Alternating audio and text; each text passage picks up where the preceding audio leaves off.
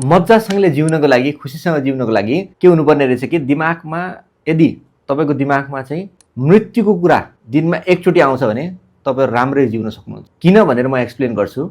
जस्तो हामीलाई के हुन्छ कि धेरै स्ट्रेस या तनाव के कारणले हुन्छ थाहा छ कि भोलि केही भइहाल्ने हो कि भनेर हुन्छ। जस्तो 6 महिनापछि के होला, 1 वर्षपछि के होला, यस्तो गरे के होला भन्ने जस्तो हुन्छ। तर यदि तपाईँले सोच्नु भयो भने कि जो मृत्यु छ, डेथ छ, त्यो जतिखेर पनि आउन सक्छ, अहिले यो क्षणमा पनि आई क्यान डाई, भोलि पनि मर्न सक्छु, जतिखेर पनि मर्न सक्छु भनेपछि एकदमै लामो सोचेर तनाव लिनुपर्ने जरुरत केही पनि छैन, किनकि you can die at any moment. केही फिलोसफिजहरूले चाहिँ के कुरा गर्छन् कि यदि तपाईँ दिनमा एकचोटि सोच्नुहुन्छ कि कतिखेर पनि मर्न सकिन्छ भन्ने थट प्रोसेस तपाईँको आउँछ भने त्यसपछि तपाईँ बढी ग्राउन्डेड हुनुहुन्छ, बढी स्ट्रेस फ्री र रिल्याक्स हुनुहुने हो। किनकि धेरै एकदमै तनाव लिएर पनि केही पनि काम छैन, because you can die at any moment. अब यो हल्का नेगेटिभिटीतिर गइरहेको जस्तो पनि फिल हुन्छ, तर रियालिटी अफ लाइफ त त्यही हो नि त।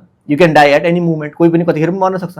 Death is the reality. त्यही भएर त्यो दिमागमा छ भने you will not freak out often.